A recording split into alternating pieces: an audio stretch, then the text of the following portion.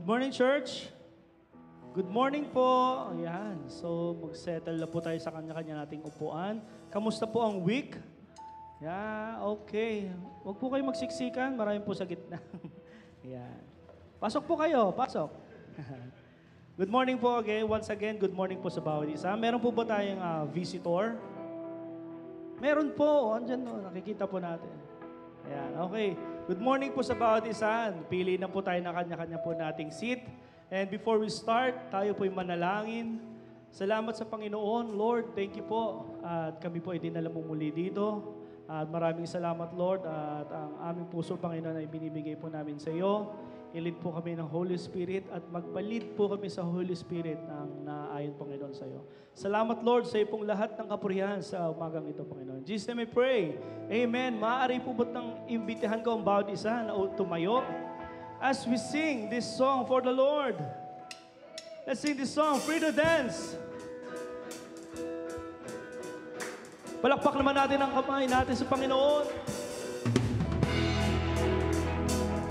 Amen. Let's sing. The song in my heart, the song in my soul, the song I was born to sing. It's your song of freedom. Now I'm free to dance again. I'll sing. I sing in the darkness, I laugh in the rain, rejoice in your love again. It's your song of freedom. Now I'm free to dance again. Your spirit brings me liberty. Your breath of life will set me free. Hallelujah. Let's sing this song in my heart. The song in my heart, the song in my soul, the song I was born to sing. It's your song of freedom. Now I'm free to dance again. I'll sing in the darkness. I sing in the darkness, I laugh in the rain, rejoice in your love again. It's your song of freedom. Now I'm free to dance again. Your spirit brings me liberty. Your breath of life has set me free. Jesus, your love lifts me high. Bring me reason to run this race in joy. This song within me, Lord, will bless your holy name. Jesus, I'll dance before your throne. Bring this heavenly sound to you alone. This song within me, Lord, will bless your holy name. Hallelujah. Come on, SNC. Let's sing this song in my heart once again. Song in my heart, this song in my soul, the song I was born to sing. It's your song of freedom. Now I'm free to dance again. I'll sing in the darkness. I sing in the darkness, I laugh in the rain, rejoice in your love again. It's your song of freedom. Now I'm free to dance again. Your spirit brings liberty. Your spirit Amen brings po me ba? liberty. Your breath of life has set me free. Jesus, your love lifts me high. Gives me reason to run this race with joy. This song within me, Lord, will bless your holy name. Come on, SCC. Jesus, I'll dance before your throne. Bring this heavenly sound to you alone. This song within me, Lord, will bless your Jesus. Jesus, your love. Jesus, your love lifts me high. Give me reason to run this race with joy. This song within me, Lord, will bless your holy name. Jesus, I'll dance before your throne. Bring this heavenly sound to you alone. This song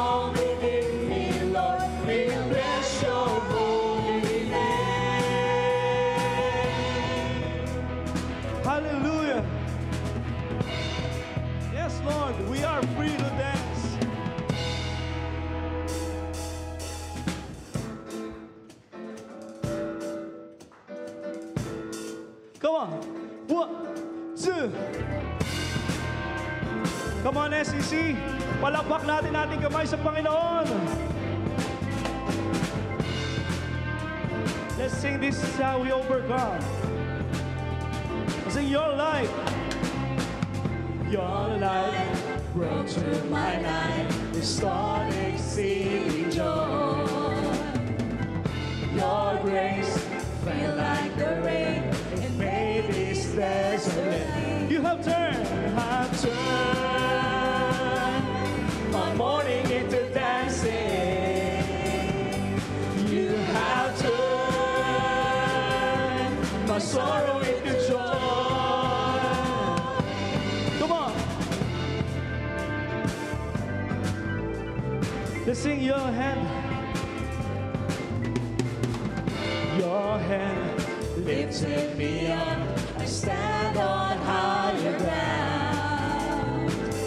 Your grace rose in my heart, it made this bad. Come on, church.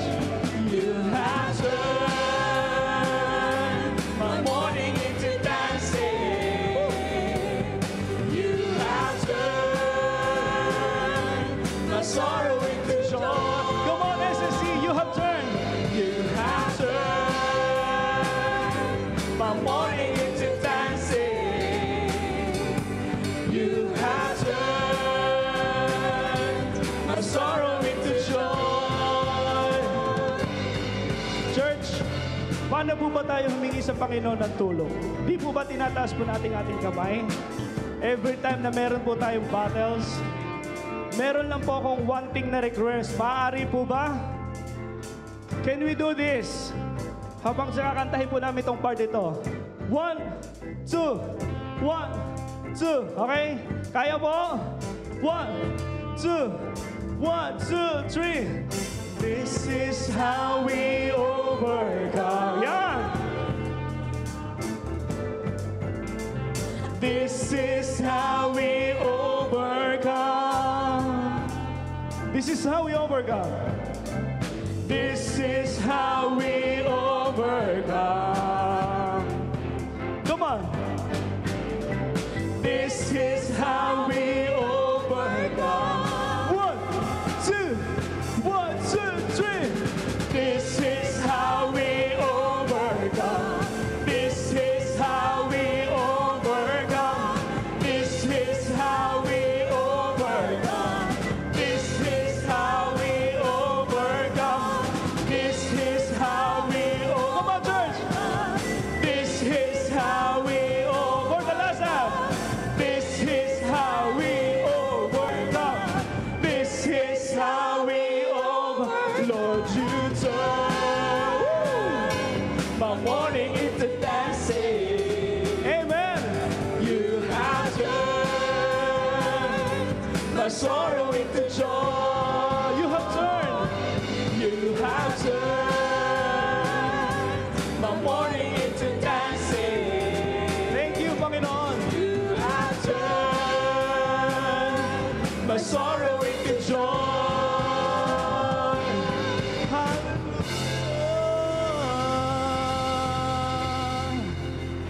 Thank you, Father. Napakasarap sumayaw sa iyo, Panginoon. Let's continue to praise the Lord. Amen. Let's sing this song, Glory.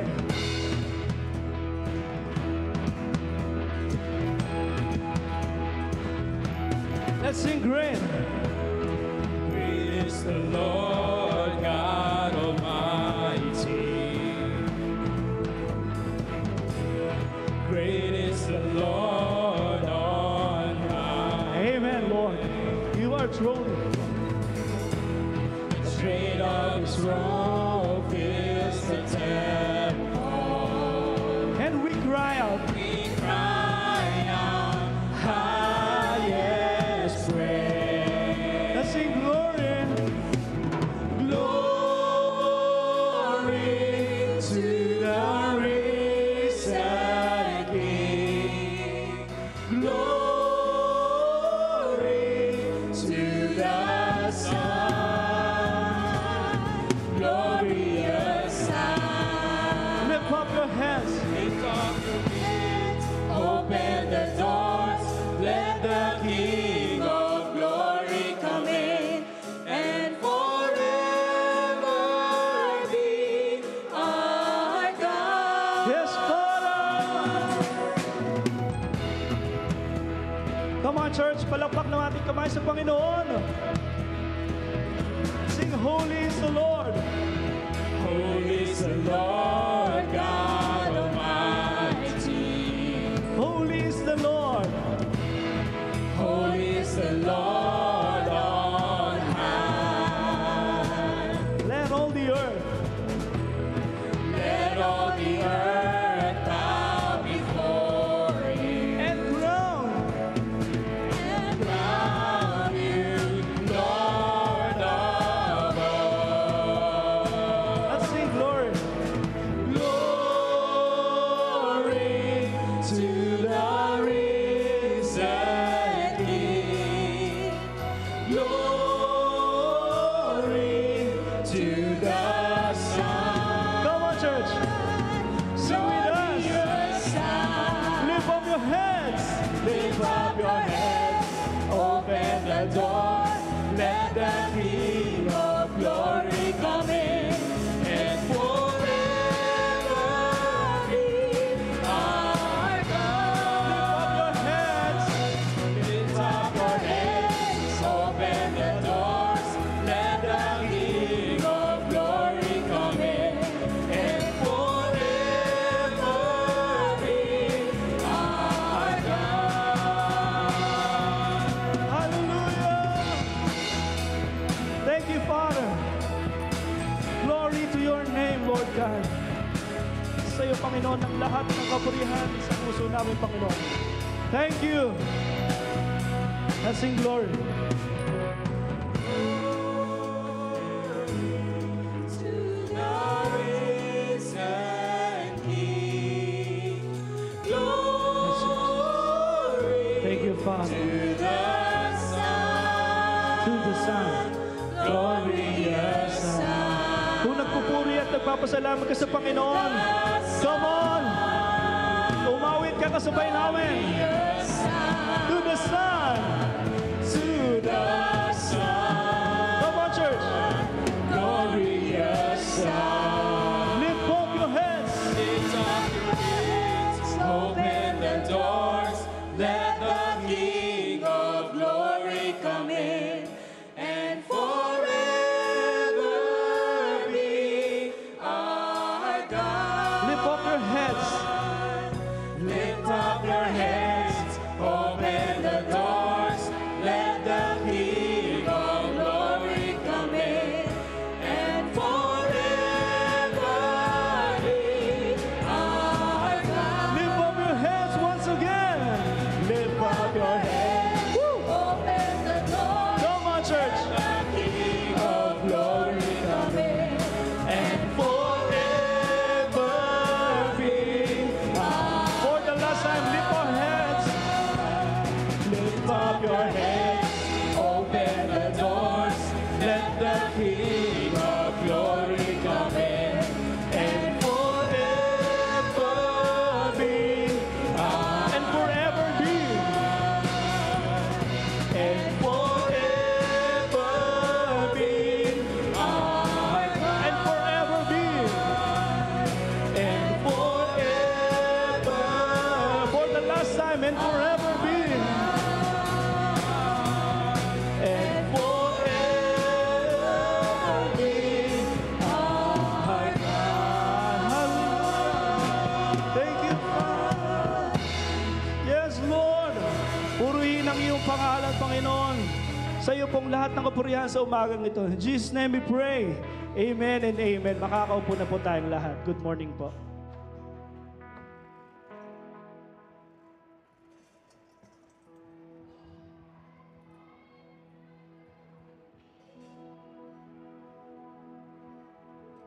Praise be to God. Let us continue to worship our Lord by prayer. So let's close our eyes and bow our heads. Let's worship our God. Father God, we thank you for this morning. Thank you, Lord, that even though we are unworthy before you, we are sinners, and yet, Lord, you have loved us with an everlasting love. As you said, for God so loved the world of sinners, that He gave His one and only Son, that whoever believes in Him should not perish, but have everlasting life. Thank you, Lord, for your life that you have given to us. We don't deserve it. We don't deserve to be forgiven of our sins. But then, through your death on the cross, you have paid the penalty of all our sins. And all our sins have been erased. All our sins have been forgiven. All our sins have been cleansed by the blood of the Lord Jesus Christ that was shed on the cross, never to be remembered again. And thank you, Lord, that we have received the perfect righteousness, the perfect holiness of the Lord Jesus Christ in us. And that made us accepted in the Beloved. Thank you, Lord, for this morning that we are here to worship you as our King. Lord, we ask that we obey you in everything that we do in our lives. I pray that the Holy Spirit will enable us, empower us to live a life that is pleasing to you, sanctified by the Holy Spirit. We thank you, Father. We honor you. We glorify you. We pray for those who are still on their way to worship with us. I pray, Father, that you will guide them and that you will give them traveling mercies. May we be able to honor you, to worship you in spirit and in truth. And I pray that as we study your word, we will learn a lot and we will be able to be transformed in our lives. So we praise you, we honor you. This is our prayer. In Jesus' mighty name, amen and amen. Okay, praise be to God. And today, we are so blessed because we have received eternal life from our Lord Jesus Christ. Not because of our goodness, but because of His grace toward us. And so, let us rejoice. Let us welcome one another. And let us express our love for one another in the Lord. So let's all stand and let us welcome one another.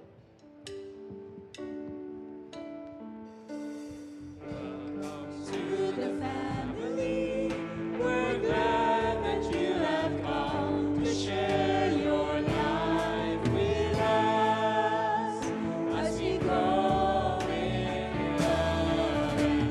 May we always be to what God would have us be, a family always there to be strong and to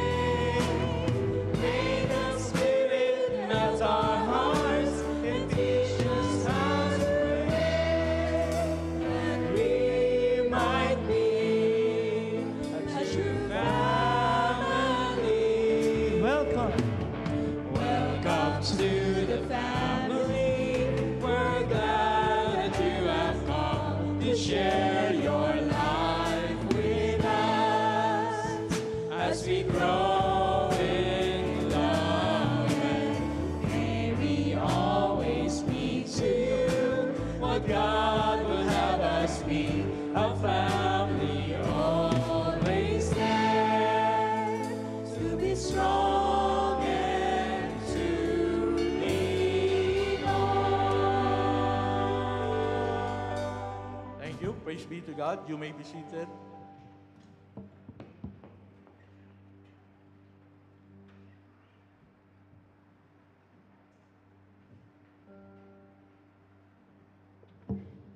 Tayo naman po ay dumako sa ating pagbibigay sa Panginoon. In our offering today, let's be reminded of God's word in 2 Corinthians 9, 6 to 8. Remember this, whoever sows sparingly will also reap sparingly, and whoever sows generously will also reap generously. Each of you will give what you have decided in your heart to give, not reluctantly or under compulsion. For God loves a cheerful giver, and God is able to bless you abundantly, so that in all things, at all times, having all that you need, you will abound in every good work. Your faithfulness in giving is an act of worship, and it results in thanksgiving to God. If you are here with us in person today, we invite you to drop your tithes and offerings in the box located at the back on your left side. For those who prefer to give online, or if you are joining us virtually, you can do so through the church account showing on the screen. Your contribution, no matter what size it is a seed that God's bless abundantly.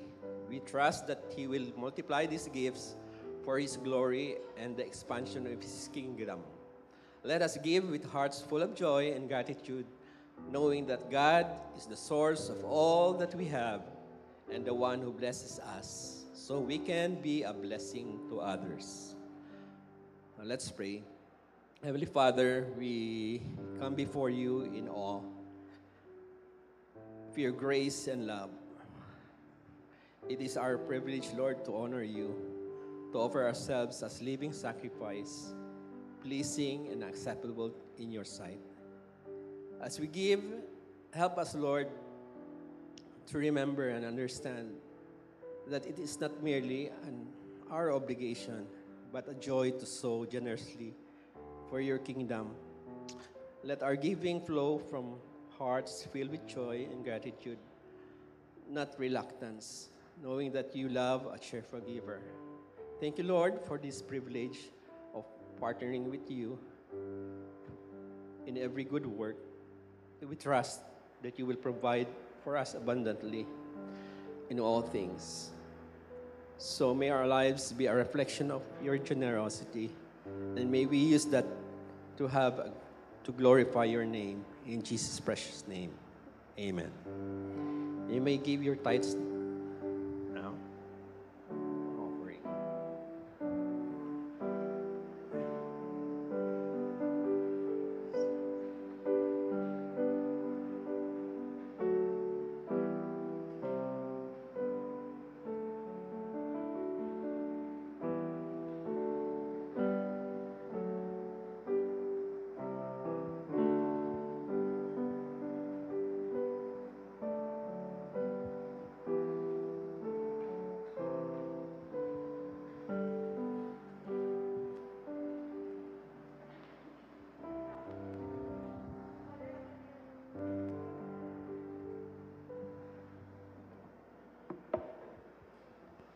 Okay, good morning, everyone. Welcome to Solace of Christ.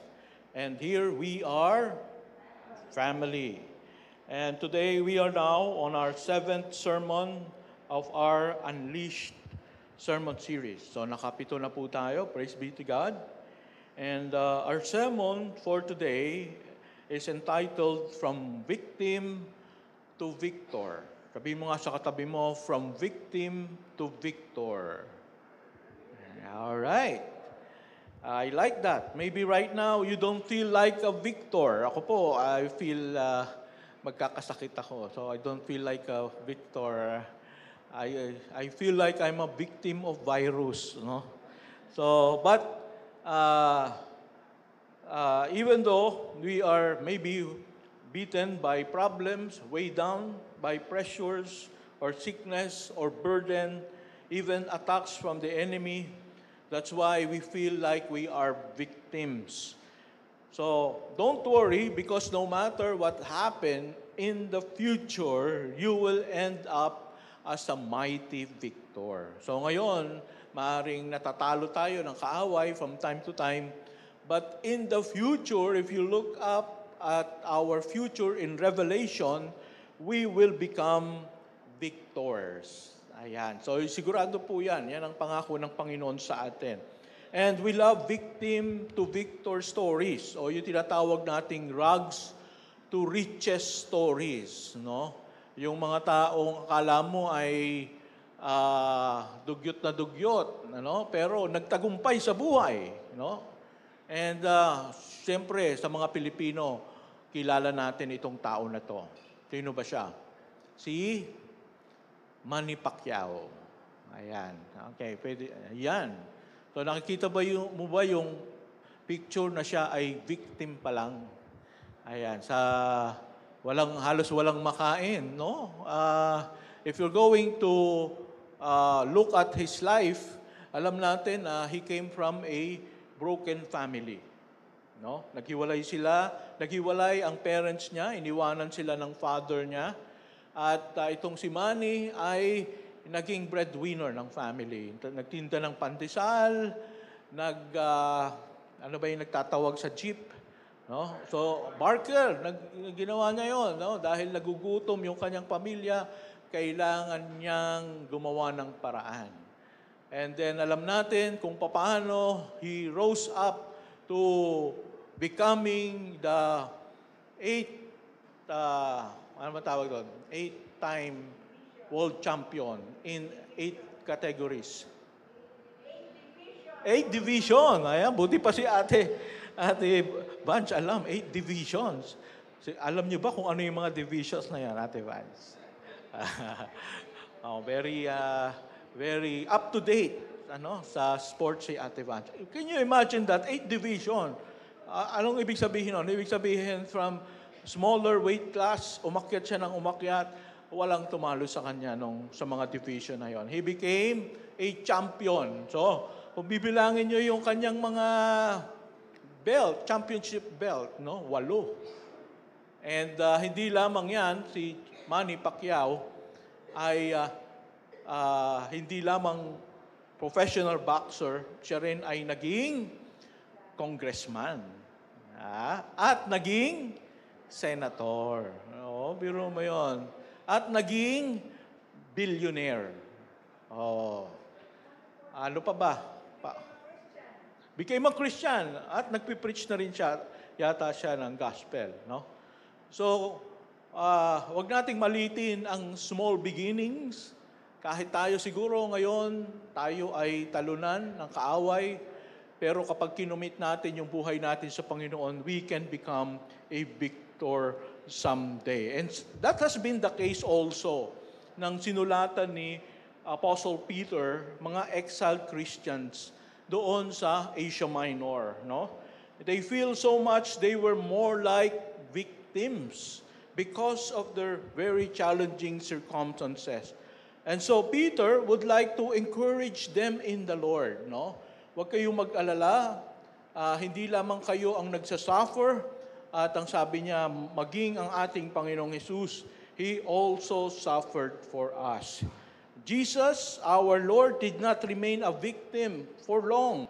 He eventually ended up as the greatest victor of all time. So may we find encouragement na ang ating Panginoon, siya yung ating sinusunod, siya yung ating master. Kung siya ay naging victim at first, no? And later on siya ay naging victor, we could also be like him. All right. So let's move on to the first one. Let us read our passage for today. Basahin natin ang 1 Peter chapter 3, 18 to 22. Tumayo po tayong lahat. And let's read these verses. Maikli lang po siya. Ready, begin. For Christ also suffered once for sins, the righteous for the unrighteous, that He might bring us to God, being put to death in the flesh, but made alive in the Spirit, in which He went and proclaimed to the spirits in prison, because they formerly did not obey, when God's patience waited in the days of Noah, while the ark was being prepared, in which a few, that is 8 persons, were brought safely through water. Next. Yan. Verse 21, ready begin. Baptism, which corresponds to this, now saves you, not as a removal of dirt from the body, but as an appeal to God for a good conscience through the resurrection of Jesus Christ, who was gone into heaven and is at the right hand of God with angels, authorities, and powers having been subjected to Him. Tayo manalangin. Lord, we thank you so much sapagkat bagamat maraming mga pagkakataon na we feel like we are victims, we are so beaten by the enemy in so many ways sa aming buhay and by problems. And yet, Lord, we know that in the future, we can be victorious. And so I pray that this passage, we will be able to learn it through the power of the Holy Spirit. We praise you, we honor you in Jesus' mighty name. Amen. Please be seated. So the first part of our message is that makita natin sa ating program, no, sa ating outline, Jesus Christ, the victim. Jesus Christ, the victim. So ang ating Panginoon, bago tayo maging biktima, siya mismo ay naging biktima din, no? And the first part that we can learn is that Satan conspired to kill him several times in the New Testament. No? As in verse 18, ang sabi doon, for Christ also suffered once for sins, the righteous for the unrighteous. So, ang ating Panginoon ay nagdusa para sa atin. No? At parang sinasabi ni Peter, kung ang ating Panginoon nagdusa, ay maging acceptable din sa atin na tayo ay magdudusa sa mundong ito. And we can see that in the New Testament several times that Jesus was victimized by Satan. No? Unahin natin sa Matthew chapter 2 verse 16, while he was still a baby, no, ang ating Panginoon, kahit siya ay baby pa lang, ay gusto na siyang ipapatay ni Satanas, no? So, let's look at that verse. Matthew. Hello. Ayan, verse 16. Basahin natin. Sabi rito, then Herod, when he saw that he had been tricked by the wise men, became furious, and he sent and killed all the male children in Bethlehem and in all that region who were 2 years old or under, according to the time that he had ascertained from the wise men. So, alam natin na Satan, he knows that his arch enemy is our Lord Jesus Christ. No?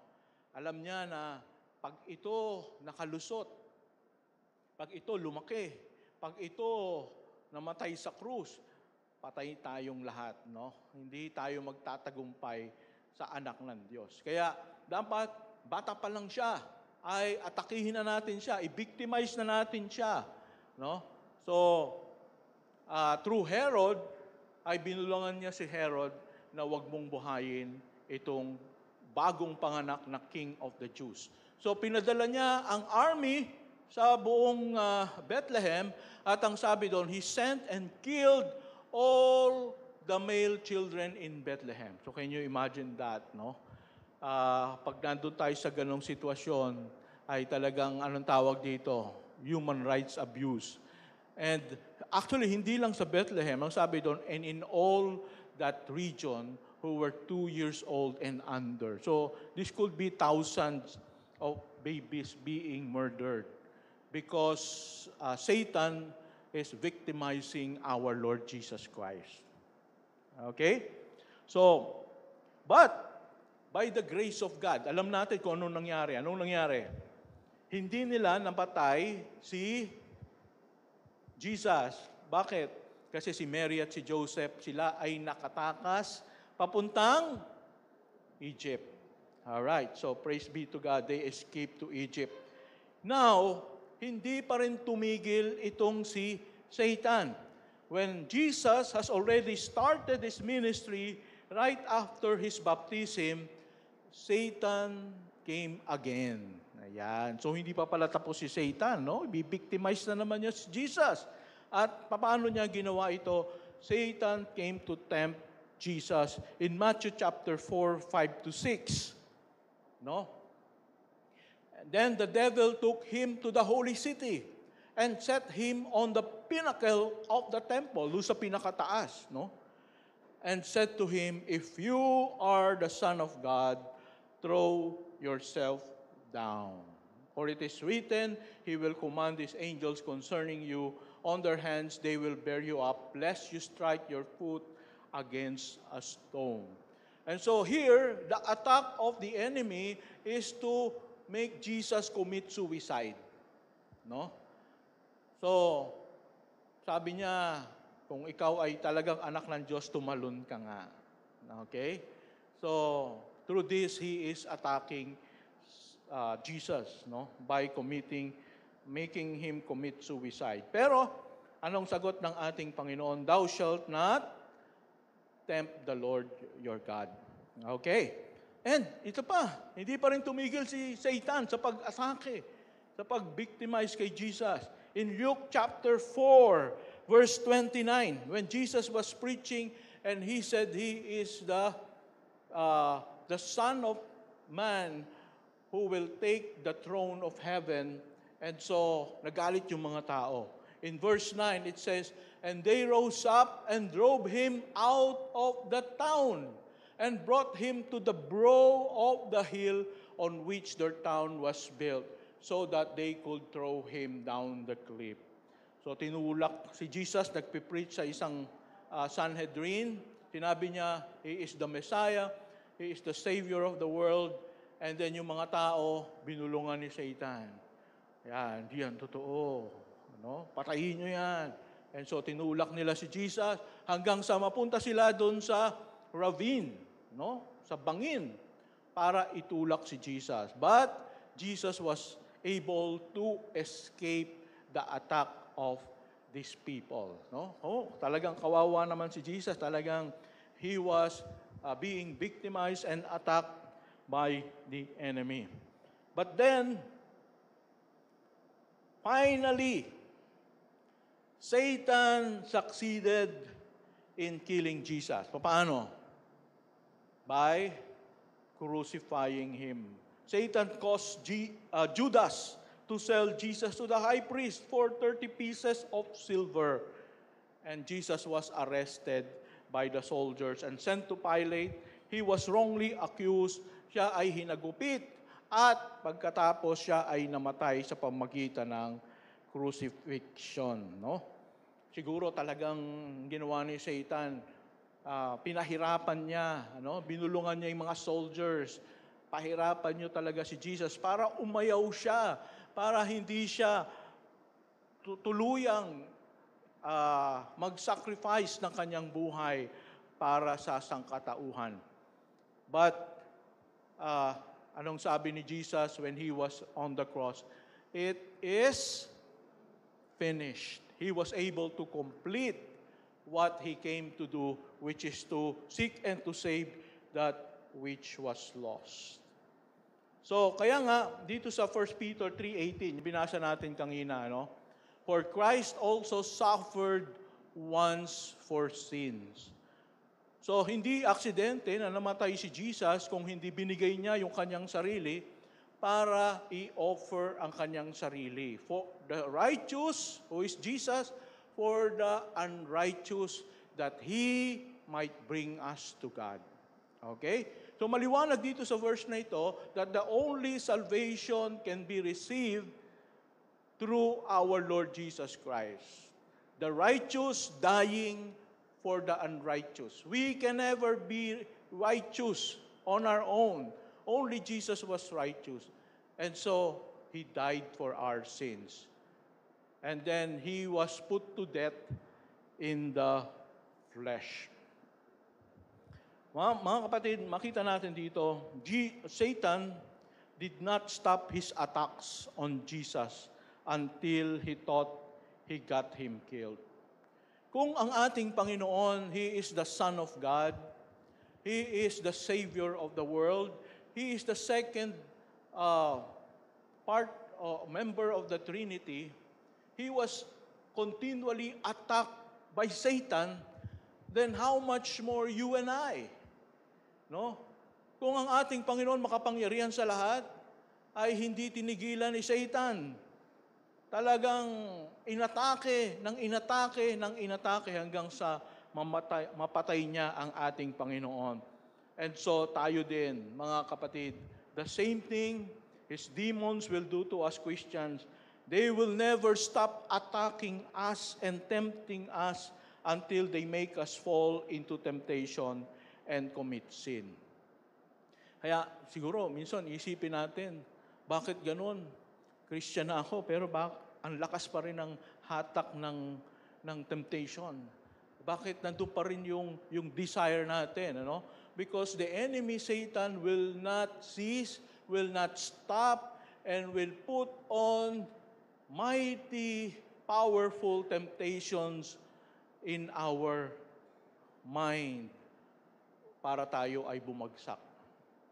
So yun ang patuloy na gagawin ng ating kaaway. Letter B, sabi dito, Satan conspired to eradicate the seed in the Old Testament. So yung una, Satan tried to kill Jesus in the New Testament. Ito naman, pangalawa, Satan conspired to eradicate the seed in the Old Testament. In verse 19, basahin natin to. In which he went and proclaimed to the spirits in prison, because they formerly did not obey when God's patience waited in the days of Noah while the ark was being prepared, in which a few, that is 8 persons, were brought safely through the water. Alam niyo po, isa ito sa pinakamahirap na passage, the verse na mahirap ipaliwanag. Ano?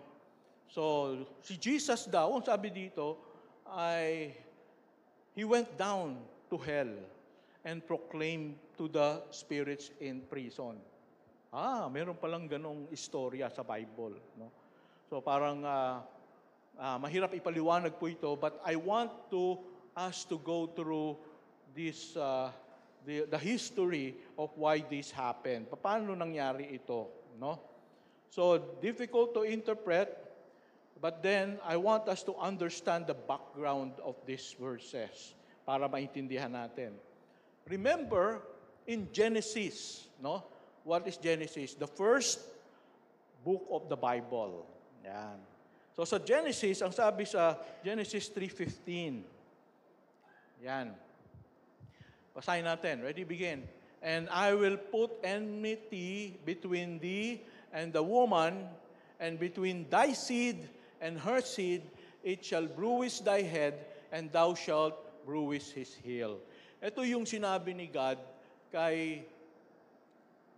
serpent, no?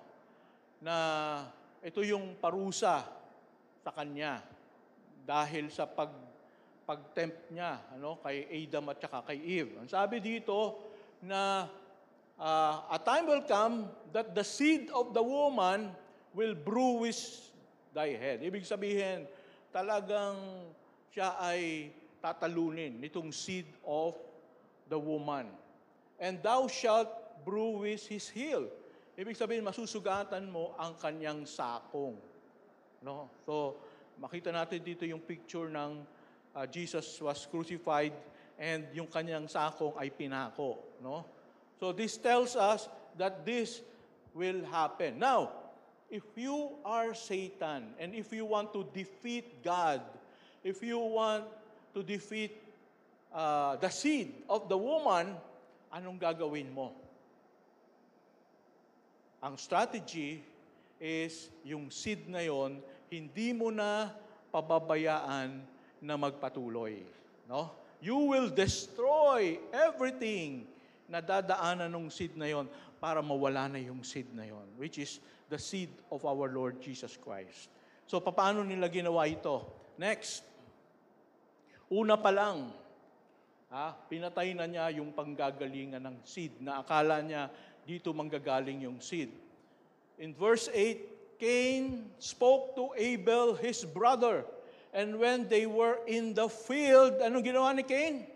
Cain rose up against his brother Abel and killed him. So, ilan silang magkapatid? Dalawa lang. Yung isa ay evil. Yung isa mabait. So, ibig sabihin, saan manggagaling yung seed? Doon sa mabait, kay Abel. And so, sabi ni Satan, Cain, grabe, masyadong favored ni God yung kapatid mo. Papayag ka ba nun? Kailangan, patayin mo siya. And so, sumunod naman itong si Cain at pinatay niya si Abel.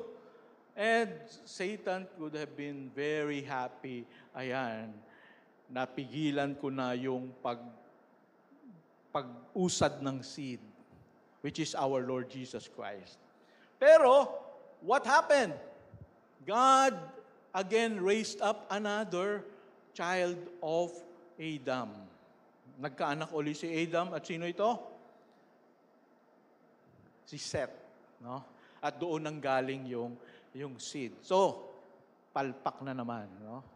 Palpak na naman tong si Satan. Sayang, kala ko natapos ko na itong seed na ito. Hindi pa pala, hindi bale. Meron pa akong plano, no? At ano itong plano na ito? Next. In verse 4, it says, the Nephilim were on earth in those days, and also afterward, when the sons of God, itong sons of God na ito, these are the angels, no? Na fallen angel, no? Ang tawag sa kanila ay sons of God. The sons of God came into the daughters of man, and they bore children to them. These were the mighty men who were of old, the men of renown. So, itong mga evil angels na ito ay what they did, they came to earth at pinoses nila yung mga kalalakihan. And then, they produced children. No? Kaya nagkaroon ng mga Nephilim. And when I research it in the Google, these are giants. No? So, nagkaroon ng mga giants during those days because yung mga angels, fallen angels, ay nagkaroon ng intimacy, sexual intimacy sa mga daughters of men, sa mga kababaihan, at ito yung naging result.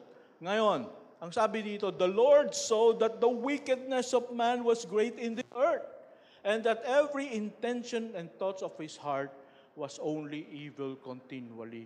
So that means, itong mga taong ito, because galing sila sa binhi ng mga masasamang espiritu, they do not have the capacity to repent. They do not have the capacity to do what is good. And so, ang ginawa pala ni Satan ay inadulterate niya or dinilute niya yung seed para maging masama yung seed. Ang galing pala ng strategy ni Satan, ano? Pero, ang sabi ni God, I am going to destroy all of the humankind. At ito yung makita natin na panahon ni Noah. No? Na panahon ni Noah. Next. Ang sabi dito, in which he went and proclaimed to the spirits in prison, because they formerly did not obey when God's patience waited in the days of Noah while the ark was being prepared, in which a few, that is 8 persons, were brought safely through the water. So, yung mga evil spirits na nakipag-sex sa mga daughters of men, sila ay kinulong. No? Sabi doon, spirits in prison. No? So, hindi lahat ng evil spirits ay ginawa yon. Yun lang mga nakipag-sex sa mga daughters of men ang kinulong. No? Pero, masabi natin dito na God, tawag dito, pinatay ng Lord ang lahat ng masasamang tao nung time na yon sa pamagitan ng flood. Okay? So may naligtas. Sinong naligtas? How many? 8 people. Yung family ni Noah. Okay, next.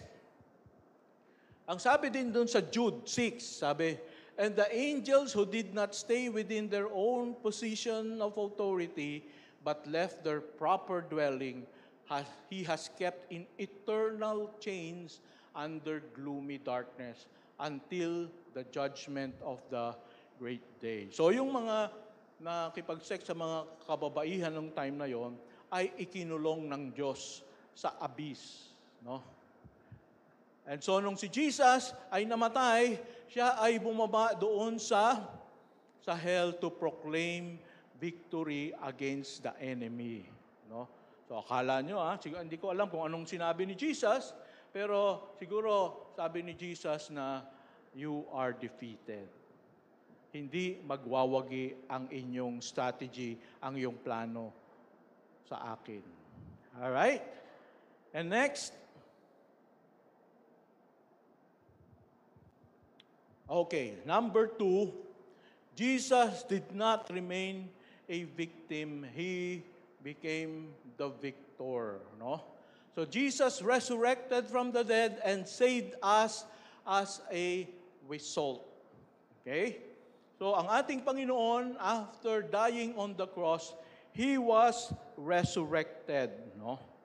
And so akala ni Satan ay napatay na niya ang ating Panginoon, pero siya pala ay nabuhay na mag-uli.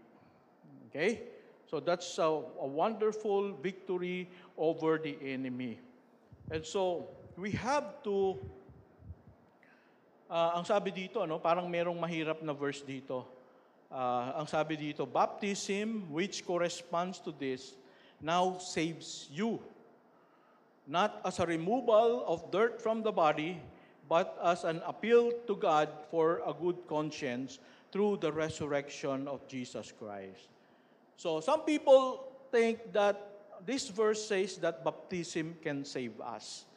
But of course, we don't believe this. If we're going to compare it to other verses, we know that in the Bible, it teaches that salvation is only by faith through grace in Christ alone. All right? So anong sinasabi dito na baptism who saved us? So we have to connect that phrase to another important phrase in the verse, which is through the resurrection of Jesus Christ. No? So ang sinasabi dito, our salvation was symbolized by our baptism, which shows what Jesus' death and resurrection has accomplished in us. So yung baptism pala ay isang simbolo lamang ng ating kaligtasan. Hindi siya nagkukos ng ating kaligtasan. No? Alam nyo ba, ang sabi sa 1 Corinthians ba yun, na we died with Christ through baptism, and then we're buried with Christ through baptism, and we raised up with Christ through baptism. No? So, we are symbolizing the death, the burial, and the resurrection of Jesus through baptism. So, symbol lang po ang baptism. It symbolizes our salvation. Kaya, di ba, sino bang nabaptize na dito? Nabaptize na ba kayo? Meron pa bang di pa nababaptize? Okay, ang baptism, hindi po ito wisik sa tubig. Hindi po ito yung binubuhusan. Kung hindi, ito yung nilulubog sa tubig. Alright? That is the biblical way of baptism. No? Kapag nakatayo ka, you symbolize that you died with Jesus. And then, kapag nilubog ka sa tubig, it symbolizes that you were buried with Jesus. And then, meron bang nabaptize dito, hindi na inahahon ng pastor? Okay, kung hindi inahon, wala ka dito. No? So, inahon. Bakit? Because it's symbol of resurrection. All right. So we have victory on sin, death, eternal punishment because of what Jesus did on the cross for us. Now, the next thing that Jesus did was Jesus sat on the throne and reclaimed all power and authority. In verse 22, basahin natin yung verse 22. It says, "Who was gone into heaven and is at the right hand of God with angels, authorities, and powers having been subjected to Him. Wow! So ang ating Panginoon, kinawawa siya ni Satan, pinatay, many times He was attacked by Satan, and then He was crucified, and then He was resurrected. But in the end, our Lord Jesus Christ has gone into heaven and seated at the right hand of God. Ito po, pag-upo sa kanang luklukan ng Diyos ay isang pagpapakita ng ating Panginoon. All the angels and authorities and powers are subjected to Him. Okay? So He is no longer a victim. He is already a victor. So, sa pamamagitan nito, in-encourage ni Peter yung mga exiles sa Turkey, no? I know that you are victimized. A lot of people are victimizing you because of your faith in the Lord. Don't worry, because kung ang ating Panginoong Jesus mismo, He was victimized by Satan over and over and over again, and He was killed by Satan. You will also be victimized. Naka-experience na ba kayo na para bang kahit anong gawin ninyo, talagang ang hirap labanan ng kaaway, ang hirap labanan ng temptations? Well, it's part of our calling that if they victimize our Lord Jesus, they will also victimize us. So, how does this truth relate to us as Christians today? So, many times we fall as much as we don't want to. Sabi nga ni Apostle Paul in Romans chapter 7, 18 to 20. Romans chapter 7, 18 to 20. Basahin natin all together, where they begin. For I know that nothing good dwells in me, that is in my flesh. For I have the desire to do what is right, but not the ability to carry it out. For I do not do the good I want, but the evil I do not want is what I keep on doing. Now, if I do what I do not want, it is no longer I who do it, but sin that dwells within me. So, sino pong nagsasalita po dito? Apostle Paul. Who was Apostle Paul? He was an apostle of Jesus Christ. He is a very matured Christian. And yet, makita natin dito, ang sabi niya dito, na nothing good dwells in me. You know, I still struggle with sin so much. That is in my flesh. Ito yung gusto kong gawin, ito yung tama, ito yung tinuro na tama, pero hindi ko magawa. No? Na-experience nyo na ba yung gusto kong, ano ba yung kanta na yon? Gusto kong bumait, pero hindi ko magawa. Pero, bakit kaya, ito yung tama, kailangan natin gawin to, ito yung tinuro ng Bible. Pero bakit nag-i-struggle pa rin tayo sa kasalanan? Because sin still dwells within us. No? Nandun pa rin yung kasalanan sa atin. And so, kailangan po natin, if you commit sin, you need to surrender it to the Lord. Alam niyo po, napag-usapan nga namin sa mga laymen kanina, na marami ang nahuhulog sa kasalanan. And hindi rin po ako exempted, no? Bilang pastor ay tao pa rin po ako. Magkakasala at magkakasala. And pag natumba, kapag nagkasala, what I must do is to, ano sabi sa 1 John 1:9? If we confess our sins, He is faithful and just to forgive us all our sins and cleanse us from all unrighteousness. So habang narito tayo sa lupa, magkakasala at magkakasala pa rin po tayo. We can never be without sin in this life. Ang sabi nga ni John, no? He who says he has no sin is a liar. So, sino mang Kristiyano nagsasabi na hindi na siya nagkakasala, ay isa daw, sinungaling. Okay, sino po sa inyo dito, taas ang kamay, ang magsasabi na, Pastor, hindi na po ako nagkakasala. Sobrang bait ko na po. Meron ba? Anong sabi daw? Pag sinabi mo na, kiniklaim mo na, hindi ka na nagkakasala, You are a liar. Because we still commit sin. But then if we commit sin, you don't stay in that situation. No? You ask God, Lord, I have sinned again. Ayoko ito. Pero I am so sorry. Please forgive me. At ang sabi ng Panginoon, if we confess our sins, He is what?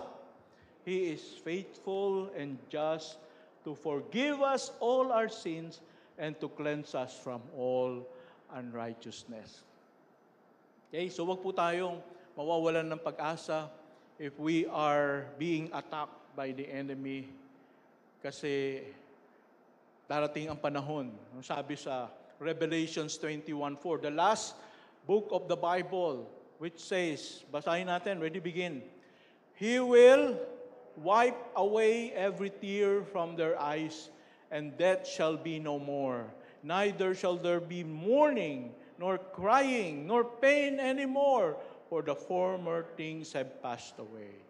So kapag nasa heaven na tayo, wala na ang problema, wala na ang kagutuman, wala na ang karamdaman, at wala na rin ang kasalanan. No?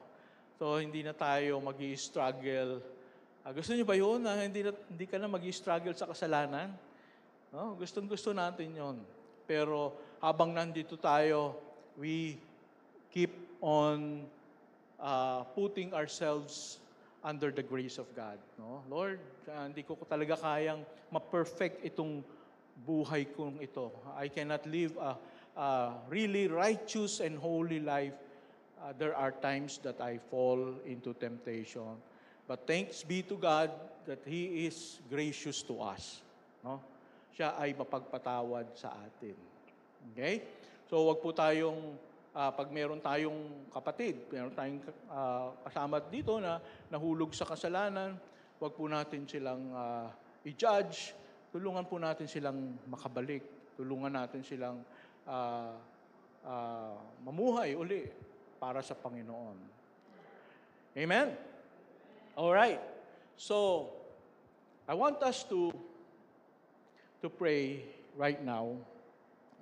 Maybe right now you've been victimized over and over by the enemy and you are discouraged already. Lord, how can I gain this victory, total victory? Well, total victory belongs to the Lord in heaven. And habang nandito tayo,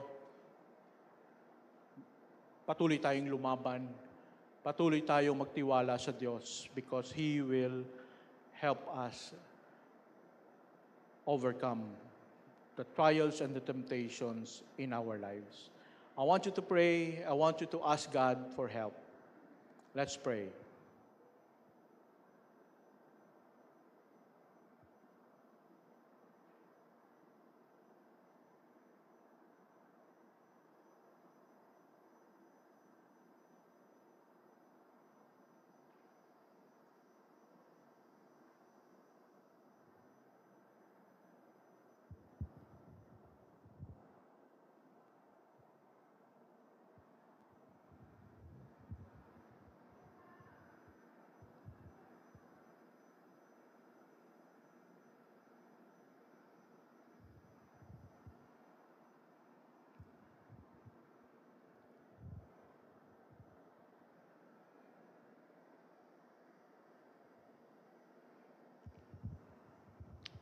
Let's all stand up, and we'll be having the closing prayer, and then after that, we'll have the closing song.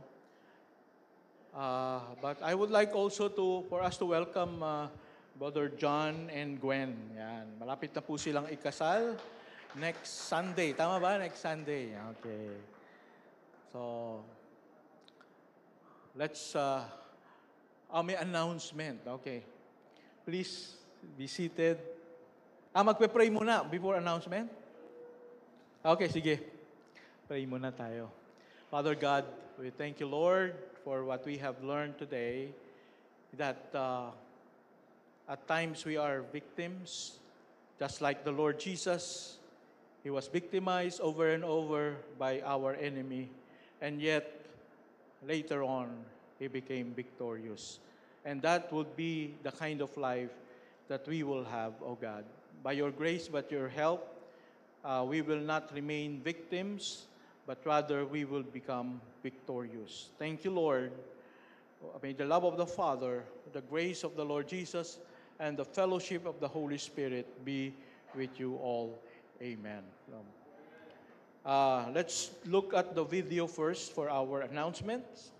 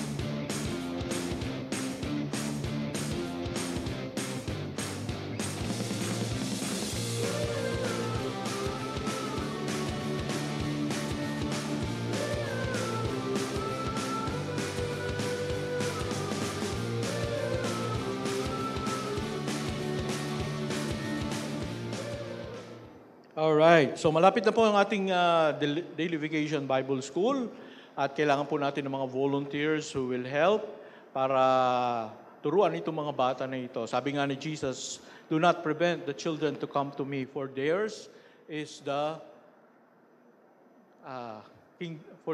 kingdom of God. Para sa kanila ang kaharian ng Diyos. Kaya dalhin po natin sila sa church para makilala nila ang Panginoon. Okay, so maraming mga volunteers, teachers, drivers, no? Kailangan natin ng susundo sa kanila, sasakyan din, and at iba pa. Okay, next training, ABC training.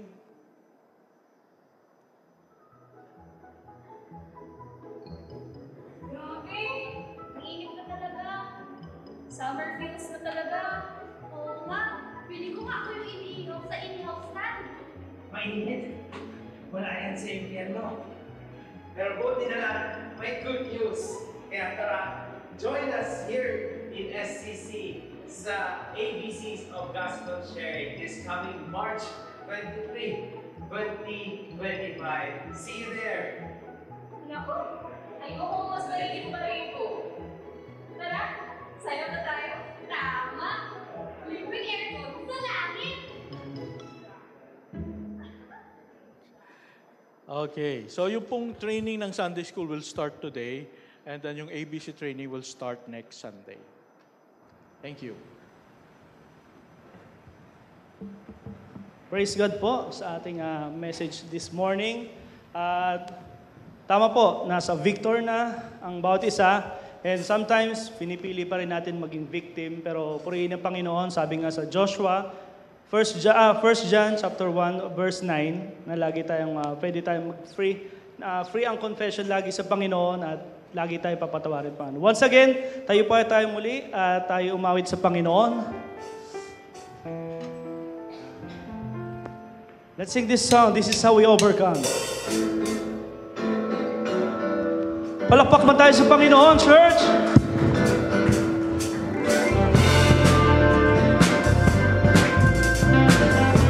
Amen.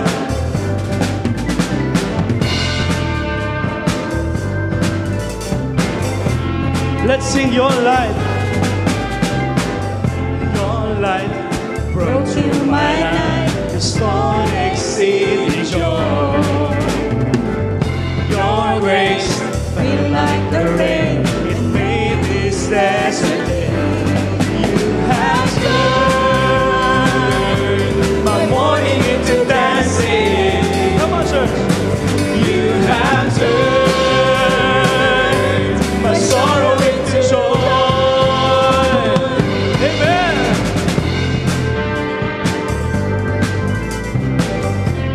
Let's sing Your hand. Your hand lifted me up, stand on higher ground. Thank you, Father. Your grace rose in my heart and made this valley sing. You have turned my mourning into dancing. You have turned my sorrow into joy. Salamat, Lord. You have turned. My morning into dancing. You have turned my sorrow into joy. Church, gawin ulit natin ang dancing natin. Come on. Katulad po nito. This is how we overcome. Yan. Come on. This is how we overcome. This is how. This is how we overcome. This is how we overcome. Come on. 1, 2, 1, 2, 3. This is how we overcome. This is how we overcome. This is how we overcome. This is how we overcome. This is how. Come on, church. Taas mo kamay sa Panginoon. This is how we overcome. This is how we overcome. This is how we overcome. Lord, you turn my morning into dancing. Come on. You have turned my sorrow into joy. Come on, sir. You have turned. You have turned my morning into dancing. Salamat, Panginoon. You have turned my sorrow into joy. Thank you, Father. Sa lahat ng kapurihan, Panginoon, Jesus name we pray. Amen and amen. God bless po sa bawat isa. See you on next Sunday po. Thank you po.